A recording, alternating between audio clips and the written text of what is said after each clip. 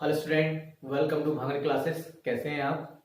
आज हम देखने वाले हैं एक्सरसाइज 1.3 का, और इस एक्सरसाइज का और इस चैप्टर का last question number 3 class 10 NCERT math chapter first real number.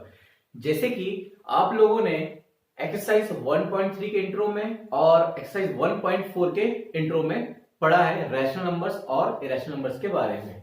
हमने वहां देखा था कि रैशनल नंबर्स और इरेशनल नंबर्स क्या होते हैं। रैशनल नंबर्स जिसे p अपॉन q के फॉर्म में शो किया जा सकता है, और इरेशनल नंबर्स जिसे p अपॉन q के फॉर्म में शो नहीं किया जा सकता। रैशनल नंबर्स में टर्मिनेटिंग और इरेशनल नंबर्स में हमने क्या लिया था, नॉन टर्मिनेटिंग। नॉन टर्मिनेटिंग में हमने दो केस देखा था, रिकरिंग और नॉन रिकरिंग। तो हमने ये देखा था, रिकरिंग मतलब रिपीटिंग में होता है, तो हमने ये देखा था कि नॉन टर्मिनेटिंग और रिकरिंग जो कि रैशनल नंबर के अंदर आता है। और इस बेस पर हमने 1.4 के इंट्रो में ड्यूक थ्योरम देखी थी। टू थ्योरम देखा था, कौन कौन सा, 1.6 और 1.7। तो 1.6 थ्योरम में थी क्या कि अगर कोई rational number p upon q के फॉर्म में होता है तो वहां पे q का जो फॉर्म होगा वो 2 की पावर n और 5 की पावर m के फॉर्म में होगी, तो हम उसे क्या बोलेंगे, टर्मिनेटिंग डेसिमल एक्सपेंशन। क्या होगा, वो टर्मिनेटिंग होगा। अगर p अपॉन q के फॉर्म में कोई रैशनल नंबर है लेकिन उसका q का जो फॉर्म है वो 2 की पावर n और 5 की पावर m के फॉर्म में नहीं है, तो हम उसे बोलेंगे नॉन टर्मिनेटिंग रिपीटिंग की कंडीशन। क्लियर है? तो उस बेस पर हमारे कुछ क्वेश्चंस बने हुए हैं। सबसे पहले हमें यहाँ पर चेक करना है कि टर्मिनेटिंग नॉन टर्मिनेटिंग में रैशनल नंबर्स क्या, इरेशनल नंबर्स क्या होते हैं। चलिए पहले इसको हम समझ लेते हैं, फिर उसके बाद हम ये क्वेश्चन को देखेंगे। तो सबसे पहले हमने क्या देखा था, हमने देखा था कि रैशनल नंबर्स और इरेशनल नंबर, हमारे पास दो नंबर थे। इसमें हमने देखा था रैशनल नंबर्स किसको बोलते हैं, जो जिसे हम p अपॉन q के फॉर्म में शो किया जा सकता है लेकिन q की वैल्यू 0 नहीं हो सकती है, और इसे p अपॉन q के फॉर्म में हम शो नहीं कर सकते। उसे हम रैशनल नंबर जिसे p अपॉन q के फॉर्म में शो किया जा सकता है, इरेशनल नंबर जिसे p अपॉन q के फॉर्म में शो नहीं किया जा सकता। और रैशनल नंबर्स में हमने देखा था टर्मिनेटिंग,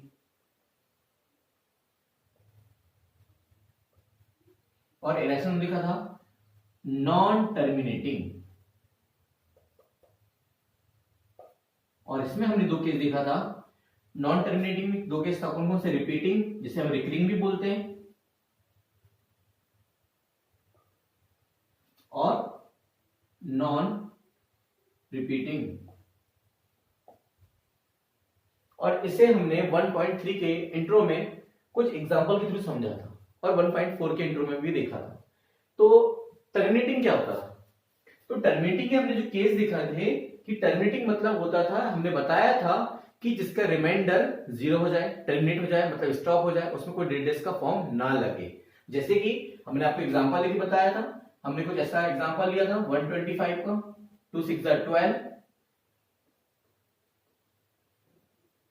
2 2 4 और 2 5 10। तो आपने देखा था कि यहां पर रिमाइंडर क्या आ गया, यहाँ पे रिमाइंडर आ गया 0, मतलब आपको टर्मिनेटिंग की केस में रिमाइंडर 100% आपको 0 मिलेगा। मतलब ये भी कह सकते हैं कि यहाँ पे जो डेड डेज का फॉर्म है या रिपीट वाला जो कंडीशन है बिल्कुल नहीं मिलेगी आपको। यहाँ पे आपको ना ही डेड डेज का फॉर्म मिलेगा, ना कोई नंबर रिपीट वाला फॉर्म मिलेगा कि रिपीट होकर डेड डेज करके बढ़ते जा रहा है, वो केस कुछ भी नहीं मिलेगा। तो यहाँ पे जो नंबर होगा आखिरी में जाके फाइनल आंसर आएगा तो स्टॉप हो जाएगा बस।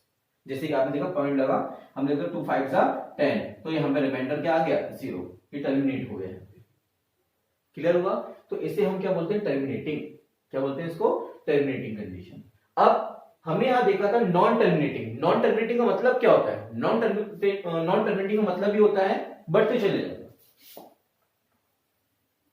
जैसे कि हमने देखा था 0.33333 डैश डैश डैश डैश, ठीक है ना, ये होता है नॉन टर्मिनेटिंग, इसी बोलते हैं नॉन टर्मिनेटिंग। अगर ये हट गया, जैसे हमने अभी देखा कि हमारे पास आंसर जो आया था 62.5 आया था, क्या यहाँ पे डेडेस लगा है, यहाँ पे डेडेस ना लगा होने के कारण हमने इसे बोला टर्मिनेटिंग। और यहाँ पे अगर डेडेस लगा हुआ है तो इसे हमने बोला इसे बोलेंगे नॉन टर्मिनेटिंग। अगर डेड एस लगा है तो इसे बोलेंगे नॉन टर्मिनेटिंग, और डेड एस नहीं लगा तो इसे बोलेंगे टर्मिनेटिंग। ठीक है ना, तो यहाँ पे डेड एस नहीं लगा हुआ है, ठीक है, तो ये टर्मिनेटिंग के केस को शो करेगा। इसमें डेड एस लगा हुआ है तो इसमें बोलेंगे नॉन टर्मिनेटिंग। नॉन टर्मिनेटिंग का मतलब बढ़ते चले जाना, आगे चलते जाना, ठीक है ना, ये होता है नॉन टर्मिनेटिंग। अब बढ़ते चले तो जा रहे हैं लेकिन कुछ पैटर्न के साथ बढ़ रहे होंगे तो उसे रिकरिंग बोलेंगे, और उसमें कोई पैटर्न ही नहीं होगा, चले हुए नंबर के कोई भी नंबर आगे पीछे चले जा रहे हैं, उसे बोलेंगे नॉन रिपीटिंग। यहाँ रिपीटिंग वर्ड लगता है। रिपीट मतलब क्या, जो नंबर बार बार रिपीट हो रहा है, जैसे 3 बार बार आते जा रहा है, तो ये हम बोल रहे हैं 3 बार बार आते जा रहा है, तो इसे क्या शो करते हैं, इसे लिखते हैं हम यहाँ पे 0.3 बार से। ठीक है, इसे क्या लिखा जाता है, 0.3 बार से। तो जे बार वाली कंडीशन को हमने 9th क्लास में प्रूव करके बताया था, इसे P/Q के फॉर्म में।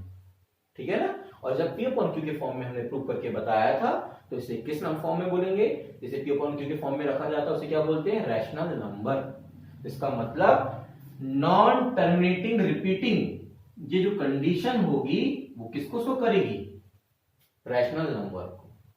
क्लियर हुआ था। और नॉन टर्मिनेटिंग नॉन रिपीटिंग का मतलब क्या, जैसे एग्जांपल देख लीजिए 0.1 2 3 4 5 6 7 8 9 7 2 3 2 1 7 1 dash dash dash dash dash dash बढ़ती चले जा रही है। तो आप देख रहे हैं कुछ रिपीट हो रहा है क्या यहाँ पे, मतलब रिपीट का मतलब एक पैटर्न रिपीट, जैसे ये पैटर्न रिपीट हो रहा है क्या, कुछ ये फॉर्म चलती जा रहा है, आगे बढ़ते जा रहा है, बढ़ते चले जा रहा है, समझ में आ रहा है ना।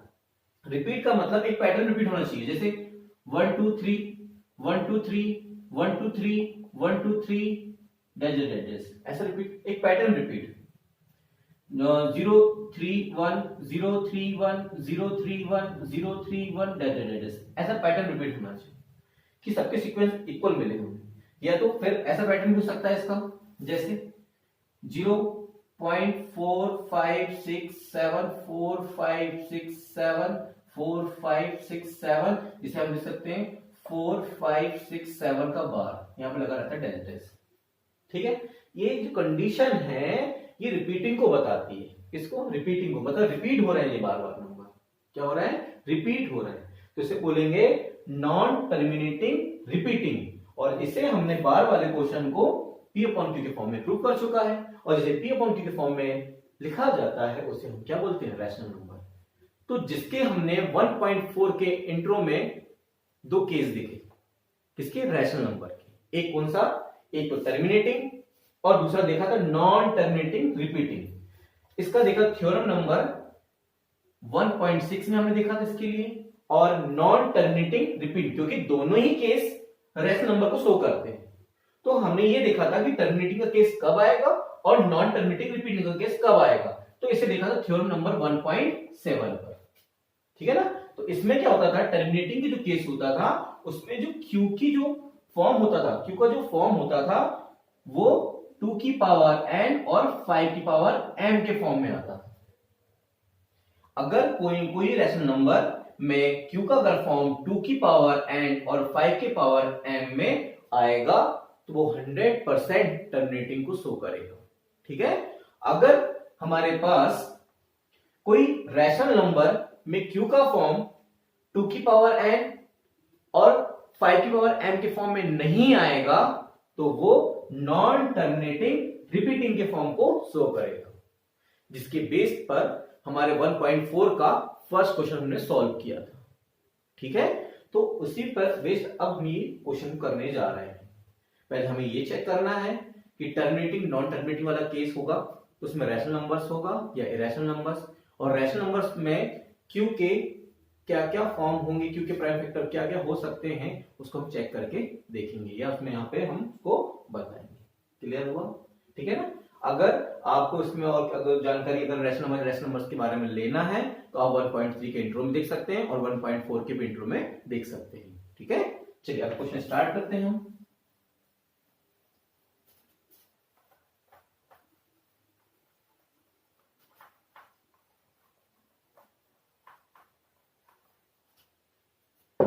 सबसे पहले फर्स्ट नंबर क्वेश्चन लेते हैं।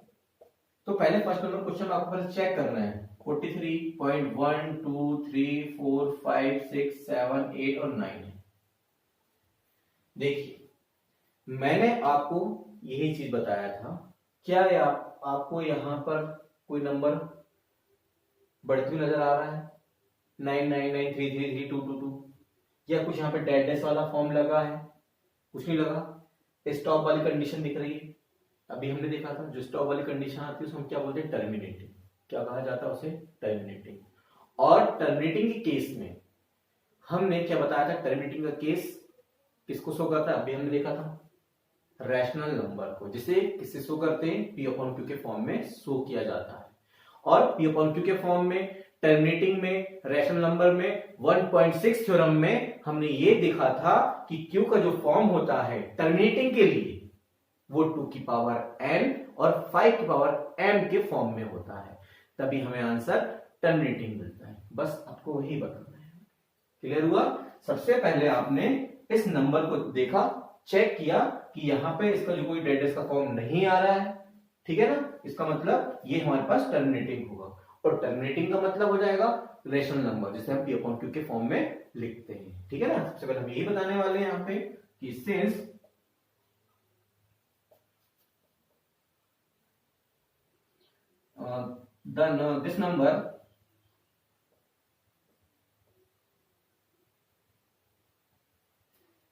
this number has a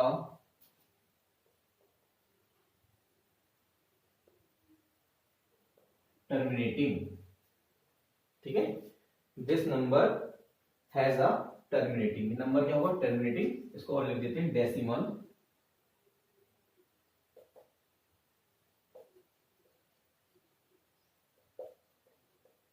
ठीक है। तो आपने सबसे पहले ये देखा कि भाई यहाँ पे कोई पॉइंट नहीं लगा है, डेड इसका मतलब फॉर्म नहीं आया है यहाँ पे, इसका मतलब 100% टर्मिनेटिंग होगा।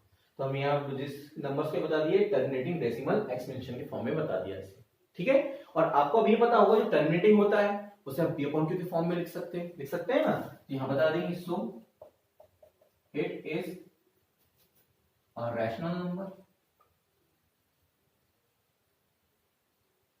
ठीक, rational number of the form P upon Q. और रैशनल नंबर को किसके फॉर्म में शो किया जाता है, पी अपॉन क्यू के फॉर्म में शो किया जाता है ना। हमने देखा ना 1.6 नंबर थ्योरम में, है ना, 1.6 के थ्योरम में देखा है हमने कि टर्मिनेटिंग होता है वो रैशनल नंबर्स होता है। अभी हमने एग्जांपल में भी देखा, अभी हमने इससे पहले वो आपको बताया रैशनल नंबर्स और रैशनल नंबर्स के बारे में कि रैशनल नंबर में देखा कि रैशनल नंबर को पी अपॉन क्यू के फॉर्म में शो किया जा सकता है। उसके नीचे लिखा था टर्मिनेटिंग, इसका मतलब टर्मिनेटिंग रैशनल नंबर को शो करता है। यहाँ टर्मिनेटिंग आया है तो ये क्या होगा, रैशनल नंबर, इसका फॉर्म क्या होगा, पी अपॉन क्यू के फॉर्म में। और जैसे कि मैंने बात किया आपसे 1.6 के थ्योरम में कि जो टर्मिनेटिंग होता है उसमें क्यू का जो फॉर्म होना चाहिए वो क्या होना चाहिए, वो 2 की पावर n और 5 की पावर m के फॉर्म में। यहां लिखेंगे q is of the form 2 की पावर n इंटू 5 की पावर m के फॉर्म में होगा। किसके फॉर्म में होगा, 2 की पावर n और 5 की पावर m के फॉर्म में होगा, ठीक है ना। मतलब टर्मिनेटिंग का जो केस था वहां पे, इसका मतलब हमने समझा था कि अगर टर्मिनेटिंग वाला जो केस आ रहा है तो क्यू का जो फॉर्म है या तो 2 या तो 5 या तो 2 5 यही होंगे, इसके सिवा कोई नंबर नहीं आ सकता। अगर टर्मिनेटिंग वर्ड का यूज किया गया, टर्मिनेटिंग आया है, इसका मतलब क्यू का जो फॉर्म है, क्यू का जो फॉर्म है वो या तो 2 अकेला होगा या तो 5 अकेला होगा या तो 2 5 दोनों ही होंगे। तो हमको जैसे कि हम बताया है कि हम क्यू के जो प्राइम फैक्टर होंगे तो हमको इससे पता चलता है, क्योंकि या तो प्राइम फैक्टर इसमें, इस केस में क्योंकि जो प्राइम फैक्टर होंगे या तो 2 अकेला होगा या तो 5 अकेला होगा या तो 2 5 दोनों ही होंगे। बस उसी को बताना है यहाँ पे कि हमने जैसे बताया है कि यहाँ पे जो फॉर्म है 2 की पावर n और 5 की पावर m के फॉर्म में अगर आया हुआ है टर्मिनेटिंग के केस में, तो इसके p मतलब q के जो प्राइम फैक्टर होंगे वो 2 अकेला होगा या तो 5 अकेला होगा या 2 5 दोनों ही इसके क्या होंगे, प्राइम फैक्टर होंगे, ठीक है ना, इस नंबर के। तो चलिए वही यहां पर लिखते हैं, यहां पे यहां लिख देते हैं कि the prime factor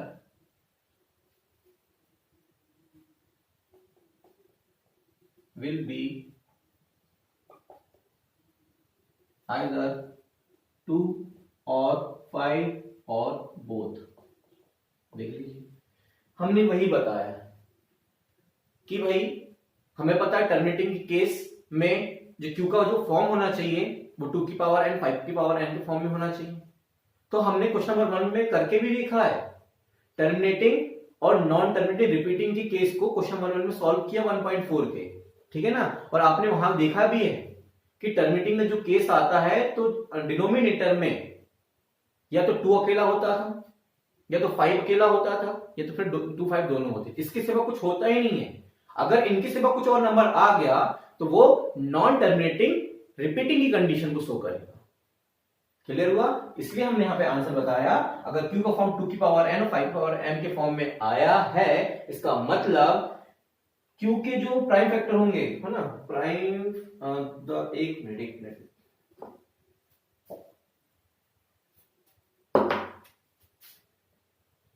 the prime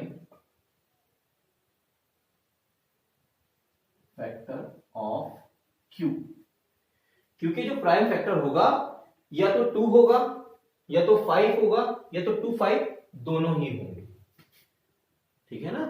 तो ये आपका ये फर्स्ट क्वेश्चन सॉल्व हो गया। इसमें क्यू के प्राइम फैक्टर की बात किया था, कब? जब वो रैशनल नंबर होगा तब। तो ये रैशनल नंबर था, इसलिए इसके हमने क्या बता दिया, इसके प्राइम फैक्टर 2 भी होंगे, 5 भी होंगे और 2 5 दोनों भी होंगे, ठीक है ना। अब चलिए क्वेश्चन नंबर 2 को चेक करते हैं।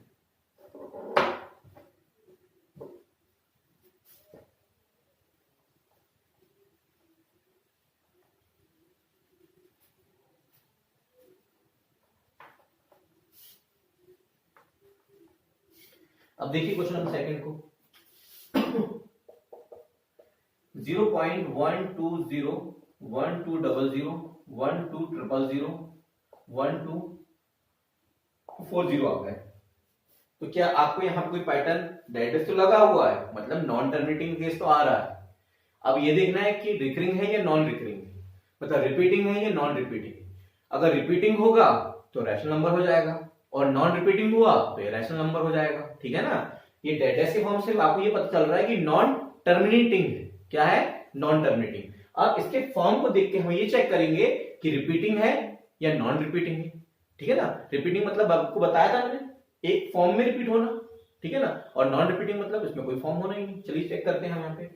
अब यहाँ चेक करना है 1 2 1 2 1 2 सब में आ रहा है, इसको देखते तो लग रहा है शायद रिपीटिंग हो, और बाकी फॉर्म देखते हैं। अब देखिए 120 में यहाँ पे 0 है तो 120 यहाँ भी होना चाहिए था, लेकिन देखिए 0 आगे बढ़ गया। 120 यहाँ रिपीट हुआ, यहाँ भी 120 रिपीट हुआ, मगर एक एक्स्ट्रा 0 आ गया, ठीक है ना।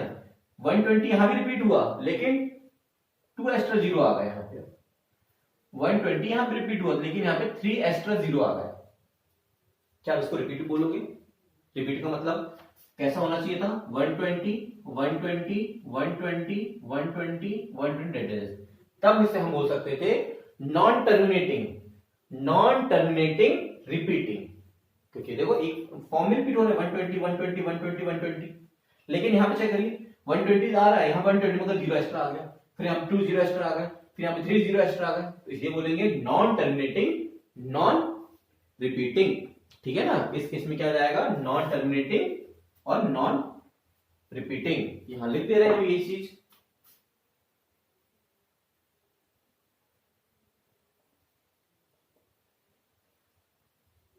This number has a non terminating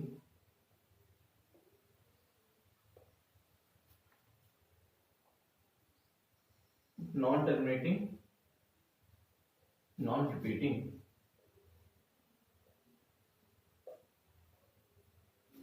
ठीक है ना। तो ये जो नंबर है, ठीक है ना, तो क्या है हमारे पास? नॉन टर्मिनेटिंग और नॉन रिपीटिंग। तो जब ये नॉन टर्मिनेटिंग नॉन रिपीटिंग है तो हम इसे क्या बोलेंगे?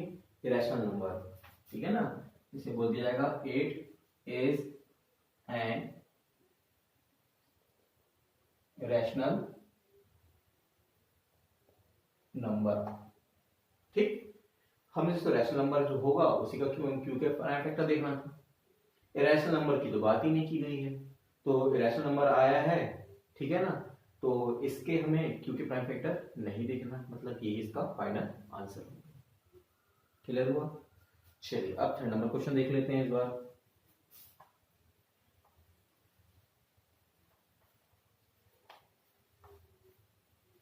अगर कोई क्वेश्चन में आपको अगर डाउट होता है तो मुझे कमेंट्स बॉक्स में कमेंट्स कर आप बता सकते हैं और अपने डाउट्स को पूछ सकते हैं, ठीक है ना। अब थर्ड नंबर क्वेश्चन को 43.1234567 ये बार लगा हुआ है। ठीक, इसे मैं और ऐसे लिख सकता हूं क्या, चेक करिए। 43.123456789 डैश डैश डैश। ठीक है, तो देख लीजिए रिपीट हो रहा है ना, 1 2 3 4 5 8 9, 1 2 3 4 5 6 8 9, 1 2 3 4 5 6 7 8 9। तो देख लीजिए ये टर्मिनेटिंग तो है क्योंकि डेडेस का फॉर्म है, साथ में क्या है रिपीटिंग, तो टर्मिनेटिंग हमारे पास कंडीशन है, लेकिन यहां पे ये कंडीशन किसको शो करेगी, नॉन टर्मिनेटिंग रिपीटिंग के फॉर्म किसको बताएगी, ये अगर डेडेस लगा है मतलब ये नॉन टर्मिनेटिंग होता है, किसको बताता है, नॉन टर्मिनेटिंग को। और यहां पर नंबर कैसे होते हैं, रिपीट हो रहे हैं, तो यहां जाएगा नॉन टर्मिनेटिंग रिपीटिंग, जो कि क्या होता है आपको पता है, बार वाला क्वेश्चन हम पी अपॉन क्यू के फॉर्म में शो कर सकते हैं, तो ये क्या होता है, ये होता है रैशनल नंबर, ठीक है ना। और आपको पता है ये नॉन टर्मिनेटिंग रिपीटिंग के फॉर्म को शो कर रहा है, इसका मतलब थ्योरम नंबर 1.7। तो आपको पता है थ्योरम नंबर 1.7 में नॉन टर्मिनेटिंग रिपीटिंग का जो केस रैशनल नंबर को शो करता है, इसका मतलब क्यू और क्यू के फॉर्म को शो करता है, ये तो क्लियर है। लेकिन क्यू का जो फॉर्म है वो 2 की पावर n और 5 की पावर m के फॉर्म में नहीं होता, क्लियर है, 2 की पावर n और 5 की पावर m के फॉर्म में नहीं होता है। ठीक, वही चीज हम यहां पे बताने जा रहे हैं। The decimal expansion is non terminating repeating, क्या आएगा, नॉन टर्मिनेटिंग रिपीटिंग। ठीक है, अगर नॉन टर्मिनेटिंग रिपीटिंग है तो हम इसे बोल सकते हैं कि it is a rational number.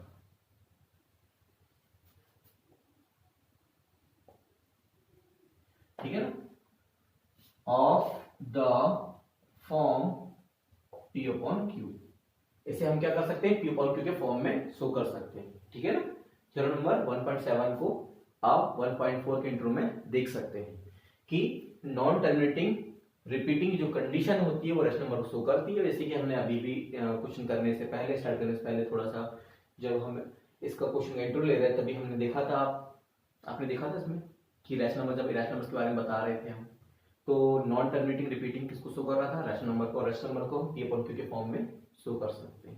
Clear हुआ? और 1.7 में हमें ये बताया गया था कि जो नॉन टर्मिनेटिंग रिपीटिंग होता है उसमें क्यू का जो फॉर्म होता है वो 2 की पावर n और 5 की पावर m के फॉर्म में नहीं होता है। तो यही लिखना है यहाँ पे, Q is not of the form 2 की पावर n इंटू 5 की पावर m, 2 की पावर n और 5 की पावर m के फॉर्म में नहीं होता है।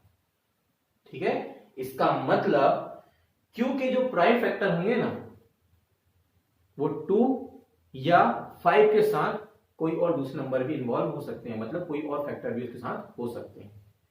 2 के साथ जैसे हम चर्चा किया था, 2 अकेला होगा या 5 अकेला होगा या 2 5 अकेला होगा, लेकिन साथ में कोई और दूसरे नंबर और उसके प्राइम फैक्टर में इन्वॉल्व होंगे। ठीक है ना, जैसे 2 के साथ 3 7 2 इंटू 3 इंटू 2 इंटू 3 इंटू 7 ये हो सकता है, 5 इंटू 7 इंटू 11 ये हो सकता है, 2 इंटू 5 इंटू 7 इंटू 11 ये हो सकते हैं। मतलब कुछ भी उनके साथ में 2 5 अकेले नहीं हो सकते इस बार, जैसे कि हमने अभी टर्मिनेटिंग में देखा। इस बार जो प्राइम फैक्टर होंगे वो 2 के साथ कोई और नंबर भी हो सकता है, 5 के साथ कोई और नंबर भी इन्वॉल्व उसके प्राइम फैक्टर में हो सकते हैं, और 2 5 के साथ और कोई उसके प्राइम फैक्टर हो सकते हैं, लेकिन 2 5 दोनों अकेले नहीं हो सकते। क्लियर हुआ? बस हम यहाँ पे यही बताने वाले हैं।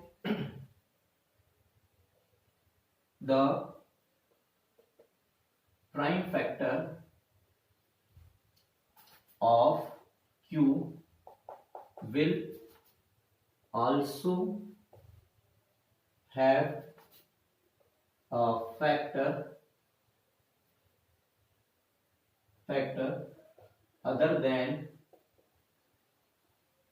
2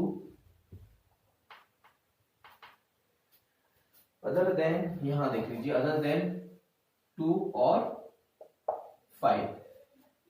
ठीक है ना? इसका मतलब 2 और 5 के साथ कोई और फैक्टर भी उसमें इन्वॉल्व होगा। ठीक है? तो आई होप आपको ये क्वेश्चन सब समझ में आ गए होंगे, और अगर आपको क्वेश्चन नहीं समझ में आए होंगे तो मुझे कमेंट्स बॉक्स में कमेंट्स करके बता सकते हैं।